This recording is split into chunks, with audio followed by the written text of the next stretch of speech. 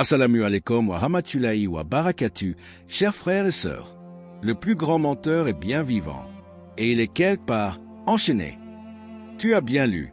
Il ne s'agit pas d'une légende, ni d'un mythe ancien.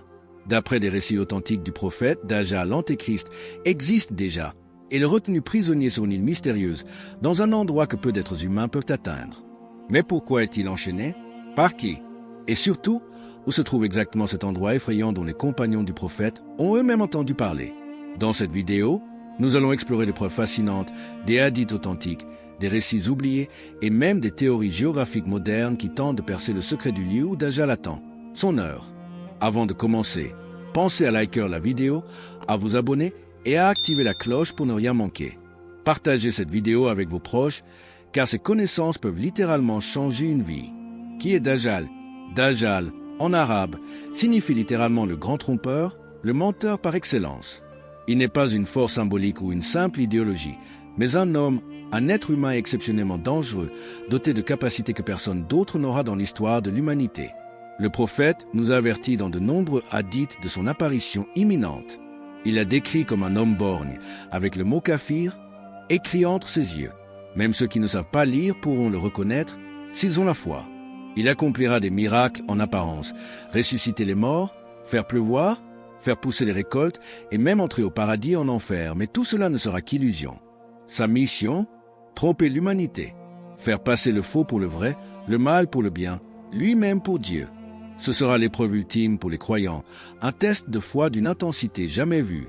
Dans un hadith rapporté par Onawa ibn Samman, Sahih Muslim, le prophète nous révèle que Dajjal restera sur terre pendant 40 jours. Le premier jour durera comme une année, le deuxième comme un mois, le troisième comme une semaine, puis les autres jours comme nos jours normaux. Ce dérèglement du temps est un autre signe de la gravité de son apparition. Il ne viendra pas simplement avec des idées, il viendra bouleverser la réalité elle-même. Le prophète a dit que chaque prophète a mis en garde sa communauté contre le Dajjal, mais lui nous a donné les détails les plus précis, car nous sommes la dernière communauté, et Dajjal pourrait très bien apparaître à notre époque. Pourquoi est-il enchaîné? Si Dajjal représente l'une des plus grandes épreuves pour l'humanité, pourquoi n'est-il pas encore apparu? Pourquoi, selon plusieurs hadiths, est-il toujours enchaîné quelque part sur terre? La réponse est simple, Allah l'a retenu jusqu'à ce que le moment soit venu. Sa sortie fait partie des grands signes de la fin des temps, et chaque chose arrive à son heure précise, selon la sagesse divine. Dajjal n'est pas libre aujourd'hui, non pas parce qu'il est faible, mais parce que sa venue est une épreuve trop immense pour une génération qui ne serait pas prête à y faire face. Allah, dans sa sagesse, repousse cette épreuve jusqu'à ce que les cœurs des gens se soient suffisamment éloignés de la vérité, jusqu'à ce que l'ignorance et le matérialisme dominent. Alors seulement, Dajjal sera libéré. Ce principe de « mal enfermé jusqu'au moment opportun » existe aussi dans d'autres récits eschatologiques. Par exemple, Yajouj et Majouj, Gog et Magog, sont eux aussi enfermés derrière une barrière, jusqu'à ce qu'ils soient relâchés à la fin des temps. De même, Iblis, bien qu'il soit actif, n'aura un pouvoir total sur les égarés qu'à la fin. Ainsi, Dajjal est retenu par un ordre divin, mais sa libération approche. Et chaque jour qui passe nous rapproche de ce moment. Sommes-nous vraiment prêts? Les preuves de son emprisonnement. La preuve la plus frappante et authentique de l'emprisonnement de Dajjal se trouve dans le célèbre hadith de Tamim ad-Dari, un compagnon chrétien converti à l'islam. Ce récit, rapporté dans Sahih Muslim, a été validé et raconté par le prophète Mohammed lui-même devant ses compagnons, en affirmant « Il m'a raconté une chose qui correspond à ce que je vous ai dit sur le Dajjal. » Voici ce qu'a vu Tamim ad-Dari. Alors qu'ils voyageaient en mer avec une trentaine d'hommes, leur navire fut frappé par une tempête et dériva pendant un mois entier jusqu'à atteindre une île inconnue. Sur cette île, ils rencontrèrent une créature étrange, Al-Jassaza, une bête poilue dont ils ne pouvaient distinguer ni l'avant ni l'arrière. Cette créature les guida vers un homme massif, enchaîné, dont les mains étaient liées à son cou et les jambes attachées avec du fer. Cet homme les interrogea sur divers événements du monde, notamment la venue du prophète illettré, Mohammed, l'état de la terre de Baïzan, Palestine, le niveau du lac de Tibériade, l'état de la source de Zougar. Puis il dit « Je suis le Dajjal. Il me sera bientôt permis de sortir. » Analyse ligne par ligne. L'île, inexplorée, isolée, difficilement accessible, ce qui confirme son isolement. Al-Jassaza, possiblement une créature chargée de surveiller Dajjal. Les chaînes, preuve qu'il est actuellement retenu par un décret divin. Les questions montrent qu'il surveille le monde et attend des signes précis avant sa libération. Les savants comme Ibn Kathir et An-Nawawi ont affirmé que ce hadith est authentique et constitue une preuve indiscutable de l'existence actuelle de Dajjal et de son emprisonnement sur terre. Ibn Hajar al-Asqalani ajoute que ce récit est cohérent avec d'autres hadiths prophétiques et que ceci pourrait être dans une mer inaccessible à l'époque, rendant la prison de Dajjal bien réelle, mais introuvable pour l'instant. Ce récit authentique est un témoignage concret, confirmé par le prophète qui change notre perception de l'invisible. Dajjal n'est pas une idée futuriste. Il est déjà là, retenu, en attendant son heure. Où est-il enchaîné? La question que tout le monde se pose. Où se trouve exactement Dajjal? Sur quelle île isolée est-il enchaîné depuis des siècles en attendant le moment de sortir? Selon le hadith de Tamim ad-Dari, l'île est située dans une mer agitée, difficile d'accès, entourée d'eau profonde. Le récit indique qu'il a fallu 1 mois de navigation après avoir été emporté par une tempête pour atteindre cette terre étrange. Cela suggère que l'endroit est extrêmement éloigné des routes habituelles, voire perdu dans un océan reculé. Certains savants comme Ibn Hajar ou encore Qurtubi ont supposé que l'île se trouve dans la mer Méditerranée, car Tamim ad-Dari venait du Levant, actuelle Palestine au Liban, et ses voyages maritimes s'effectuaient principalement dans cette région. Cela rapproche l'île de lieux comme Chypre, la Grèce ou certaines zones inaccessibles de la mer Égée. Le hadith évoque aussi des détails géographiques indirects. La mention de Baïzan, une région en Palestine. Le lac de Tibériade en Galilée, qui était en train de se vider, et une source appelée Zougar, située proche de la mer Morte. Cela laisse penser que Dajjal surveille des lieux proches du Moyen-Orient et que sa prison pourrait être géographiquement reliée à cette région. Position estimée selon les récits. Si l'on considère les distances de navigation à l'époque et le mois d'égarement en mer, certains chercheurs musulmans modernes ont émis l'hypothèse que l'île pourrait se situer dans une zone interdite ou inhabitable, comme certaines îles volcaniques de la Méditerranée, ou encore dans des zones inexplorées de l'Atlantique Nord, voire même près du triangle des Bermudes, bien que cette dernière théorie reste très spéculative.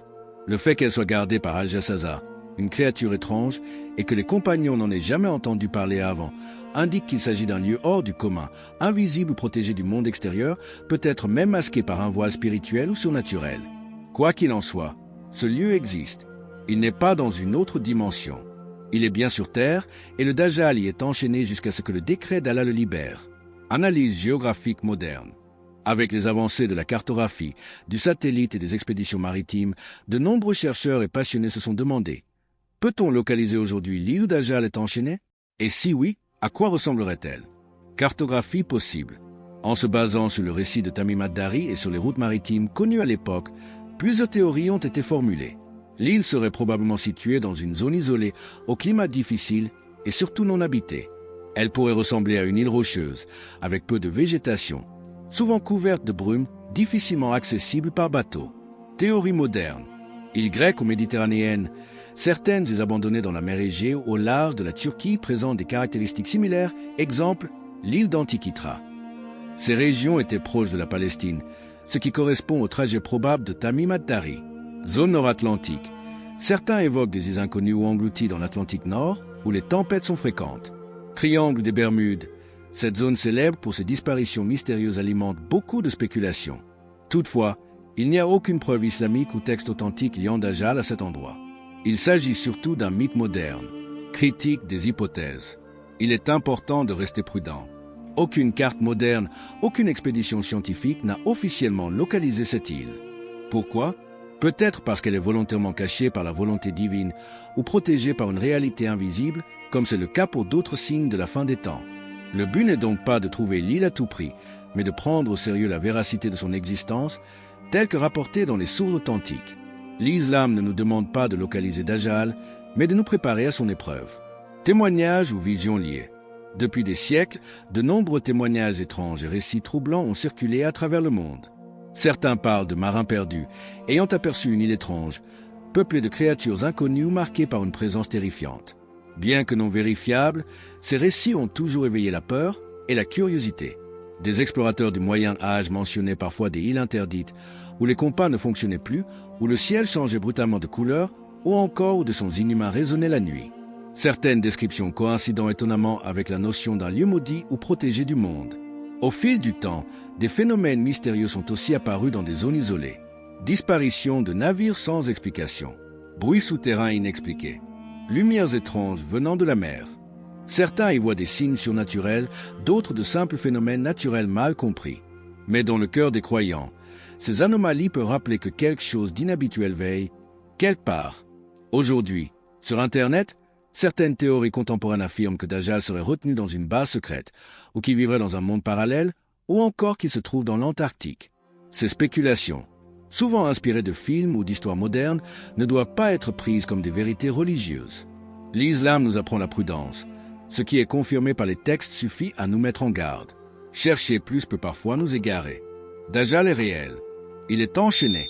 Et son retour est certain. Ce n'est pas une question de fiction, mais de foi. Lien avec les signes de la fin des temps. L'apparition de Dajjal n'est pas un événement isolé. Elle s'inscrit dans une chronologie précise établie par le prophète Mohammed dans plusieurs hadiths authentiques. Dajjal fait partie des 10 grands signes de la fin des temps, et son surgissement sera l'un des plus redoutables. Voici l'ordre général des événements selon les textes islamiques. L'émergence du Mahdi, le guide juste descendant du prophète qui rétablira la justice sur terre. Peu après, apparaîtra Dajjal, qui sèmera la corruption, la tromperie et la division à l'échelle mondiale. Alors que son pouvoir semblera absolu, Issa, Jésus, descendra du ciel à Damas et affrontera Dajjal. Jésus tuera Dajjal à la porte de Lude, en Palestine. Ce qui est fascinant, c'est que le lieu où Dajjal est enfermé aujourd'hui semble lié à ces futurs événements. En effet, il pose des questions sur la terre de Baïzan, le lac de Tibériade et la source de Zougar. Ces lieux sont dans la région du Levant, là où le Mahdi et Issa interviendront. Cela laisse penser que Dajjal surveille déjà cette région et que sa sortie se fera probablement dans ses environs. Le fait qu'il soit retenu jusqu'à l'apparition du Mahdi indique que tout est orchestré par la sagesse divine. Allah retient Dajjal tant que les croyants ne sont pas encore mis à l'épreuve suprême. Mais lorsque la foi s'affaiblira et que le monde sera plongé dans le désordre, alors ses chaînes tomberont. Le lien est clair. Son emprisonnement actuel annonce sa libération imminente. Sa sortie marquera le début d'un bouleversement mondial. Et seuls ceux qui auront renforcé leur foi seront capables de lui résister. Que faire en attendant? Face à une épreuve aussi colossale que celle du Dajjal, la question essentielle est comment s'y préparer? Car son apparition ne sera pas seulement physique. Elle sera mentale, spirituelle et sociale. Ceux qui ne seront pas préparés tomberont dans son piège, même s'ils pensent aujourd'hui être croyants. 1. La protection spirituelle. Le prophète nous a clairement indiqué le moyen de se protéger. Celui qui récite les 10 premiers versets de la sourate Al-Kahf sera protégé contre le Dajjal. Sahih Muslim. Dans une autre version, les 10 derniers versets. Certains savants recommandent donc de réciter régulièrement toute la sourate chaque vendredi, pour en tirer pleinement la lumière. 2. Renforcer sa foi, Iman. La seule arme contre le Dajjal n'est ni une cachette, ni une arme physique. C'est la foi ferme en Allah, enracinée dans la connaissance, le dhikr, rappel d'Allah, la prière sincère, la crainte révérentielle, taqwa. Plus la foi est solide, moins la tromperie de Dajjal aura d'effet. 3. Apprendre les signes. Du Dajjal. Le prophète a laissé de nombreux indices sur l'apparence, les actions et les discours du Dajjal. Les ignorer, c'est s'exposer à ses pièges. En étudiant les hadiths, les signes de la fin des temps et les caractéristiques du faux messie, on se prépare intellectuellement et spirituellement. 4. Éviter la fitna moderne. Aujourd'hui, les mensonges, la manipulation de l'image, les idoles médiatiques et la confusion entre le vrai et le faux sont les prémices de l'époque du Dajjal. Il est essentiel de développer un esprit critique, de se méfier des illusions numériques et de protéger son cœur de l'attachement au dunya, monde matériel. Dajjal ne trompera que ceux qui auront déjà commencé à se perdre. Prépare-toi maintenant, car quand il sera là, il sera trop tard pour apprendre à résister. Pour conclure, retenons une vérité essentielle. Dajjal est réel. Ce n'est pas une simple légende, ni une histoire pour effrayer les enfants. Il est actuellement emprisonné quelque part sur terre, enchaîné par un décret divin, et sa sortie est imminente. Chaque jour qui passe nous en rapproche un peu plus. Son apparition marquera le début d'une épreuve sans précédent, une épreuve qui testera la foi, la patience et la conviction de chaque croyant. C'est pourquoi il est crucial d'être vigilant, de renforcer sa foi et surtout de se préparer dès aujourd'hui. Ne laisse pas la confusion du monde moderne ni les illusions numériques t'éloigner de la vérité. Apprends à reconnaître les signes, récite les sourates protectrices et reste proche d'Allah dans tes actes et ton cœur. Le véritable combat est spirituel. Le jour où les chaînes de Dajjal tomberont, il n'y aura pas de place pour le doute ni la peur. Seuls ceux qui auront préparé leur cœur pourront résister. Alors, je te pose cette question.